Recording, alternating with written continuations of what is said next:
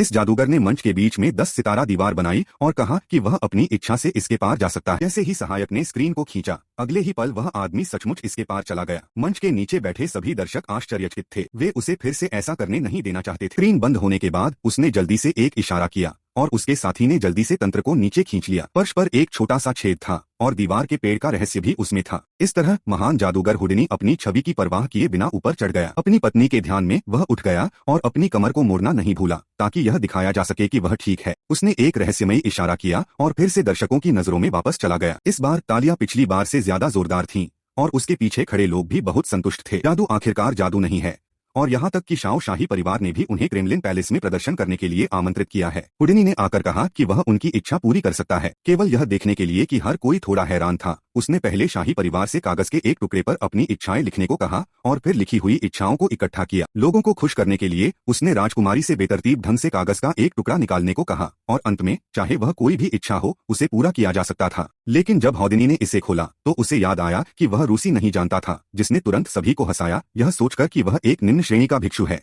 उसने भी अपने दिल को जाने दिया, यह सोचकर कि वह सिर्फ एक जोकर था। हौदिनी ने रानी से बिना किसी हिचकिचाहट के इसका अनुवाद करने के लिए कहा, लेकिन रानी ने सिर्फ एक नजर डाली और कहा कि यह इच्छा कभी पूरी नहीं होगी, क्योंकि इस पर जो लिखा था वह क्रेमलिन पैलेस की घंटी को फिर से बजाना था। और खिड़की खोलकर घंटी की तरफ देखा, फिर उसने अपना रुमाल निकाला और उसमें एक सफेद रेशमी दुपट्टा ठूंसा। अगले ही पल उसमें से एक रस्सी निकली। इस जादुई दृश्य को देखकर सभी आश्चर्यचकित थे, लेकिन यह स्पष्ट था कि वह यह छोटा मोटा जादू नहीं करने जा रहा था। उसने बस राजकुमारी से कहा कि वह ऊपर आए और रस्सी खींचने में मदद। अगले ही पल क्रेमलिन पैलेस में वह लंबी नदी फिर से गूंज उठी जो उसके जीवन के बाकी समय के माध्यम से गुजरी थी, और वहां मौजूद सभी शाही परिवार चौंक गए। उन्हें लगा कि उन्हें अपने पूर्वजों की पुकार सुनाई दे रही है और वे सभी जमीन पर घुटने टेक दिए। यहाँ तक कि तथाकथित अराजक रासपुतिन भी कोई सुराग नहीं देख पाया, लेकिन वे जो जादू जानते थे वह सब नकली था। पार्ट 2 के लिए सब्सक्राइब करें।